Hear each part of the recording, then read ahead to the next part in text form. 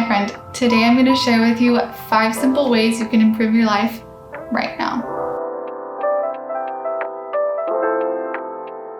Welcome back to my channel. If you've been here before, if you're new, hi, my name is Madeline. Today's video is going to be a little different than what I usually make. I make a lot of lifestyle, content, productivity, fitness, that kind of stuff. Today I just want to talk to you guys about these 5 simple things that you can do literally today to improve your life. James Clear, the author of the book Atomic Habits, says, "Every action you take is a vote for the type of person you wish to become.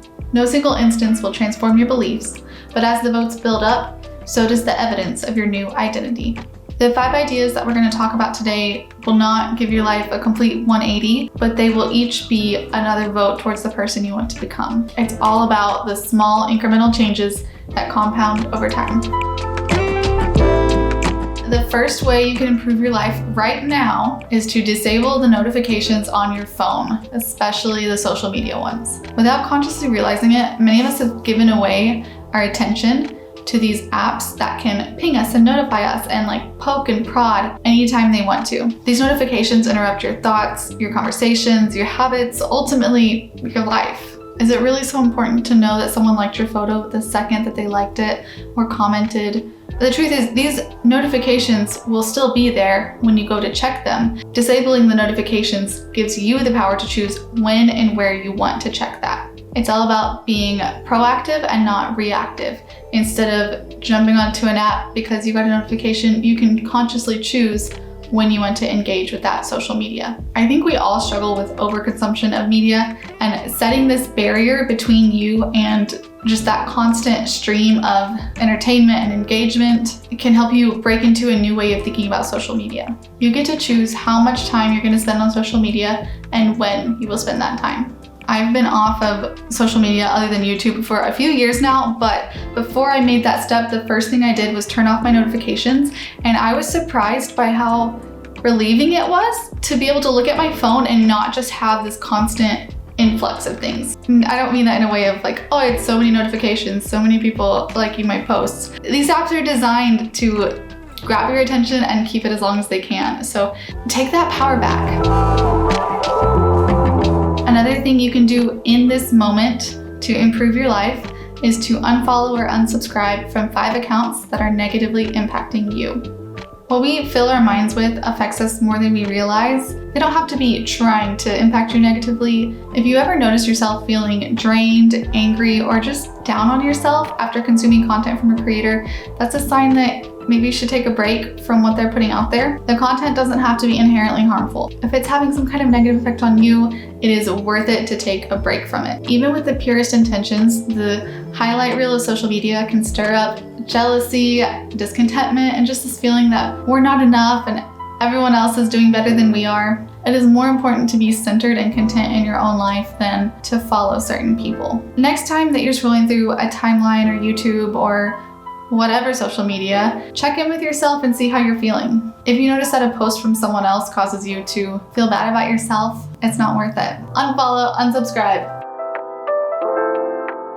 Idea number 3 has to do with your financial well-being. Right now, you could download and start using a tool, whether it be an app or through the website, that automatically saves or invests the change from your purchases.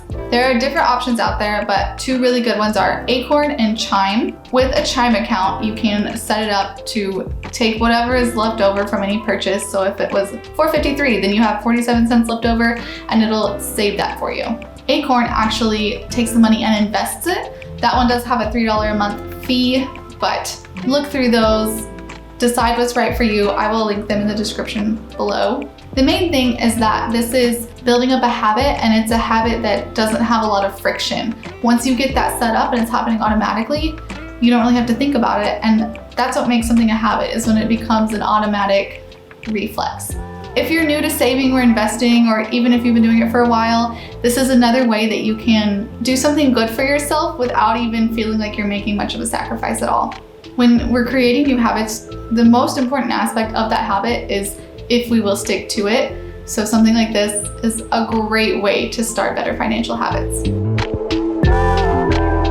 The fourth way you can improve your life right now is by scheduling a weekly budget meeting with yourself. Your money is going somewhere, being spent in some way, whether you want to acknowledge it or not. A budget is really just a tool to manage your money, to make sure you have an idea, you can project in the future what you're going to be spending and saving and investing. Where I often mess up with budgets is I will create one at the beginning of the month, be excited, gonna stick to it, and then I don't check it again until the next month or many months later. What I started to do is schedule a weekly budget meeting between me and my husband every Sunday where we're gonna go over what we spent that week, put it into our little spreadsheet budget that we've made, and see if we need to make any adjustments, and take another look at our goals, the bigger, broader ones and the weekly ones. It's that repeated time spent actually managing the budget that's gonna make the difference. Because if you only look at it once a month, it's really easy to just forget about it or choose not to think about it. But if every single week you're having to come to terms with the fact of this is where my money is going, this was a lot more expensive than I thought, I didn't need this much money here, you're gonna be much more on track. Here's kind of a sample weekly budget meeting, just kind of the steps and questions that I go through. First, enter your income and expenses for the week. I do this on a spreadsheet, but there's lots of budgeting apps out there as well. Every Dollar from Dave Ramsey is a pretty good one. Enter in your income and expenses for the week. Reflect on how you spent the money. Was any of it unexpected? Did you move any closer to your financial goals? Then take some time to project what you think the next week is going to look like. If you're repeatedly not reaching goals that you've set, or you're repeatedly overspending in an area, then it's time to adjust. Make it a realistic budget. Ask yourself, what do you need to adjust in order to progress toward your goal? Remember, we're focusing on steady incremental change over wide sweeping change, because that just doesn't stick.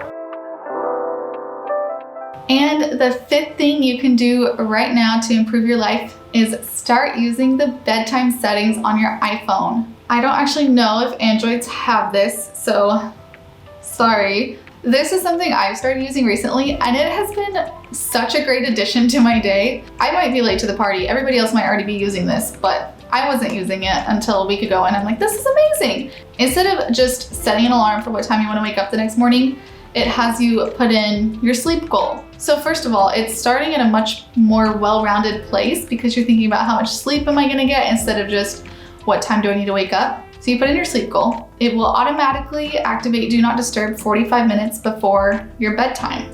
You can adjust this in the settings, but 45 minutes is what it starts with. It dims your lock screen, it simplifies it, and it doesn't show you any notifications. You can choose certain shortcuts to show on that home screen. Like I put Spotify because I listen to music while I wind down.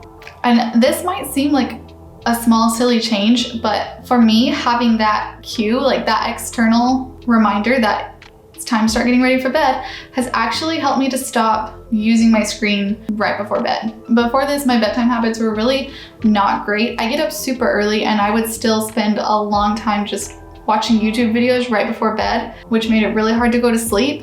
Having my phone just to remind me that bedtime is in 45 minutes, it really sets in motion this whole new night routine that I've created based on this bedtime. It's still your decision whether you're gonna stay away from screens and actually start to wind down, but having this cue there is really helpful. That's actually a crucial part of habit formation, is the cue. You have to have something for that new habit to stick to. So if your new habit, like me, is a better nighttime routine, this is a great cue for that. Also, the alarm sounds that come with this are so much better than the normal iPhone alarm sounds. They start out a little quieter and then gradually get louder, and they're just much more peaceful sounds. There's musical ones, and then there's like birds chirping. I don't like the bird chirping one because I tried it once and I felt like I was waking up in a jungle, but the other ones are great. Adding this simple change into my day has actually improved my quality of sleep already, and honestly, getting enough sleep is basically a superpower.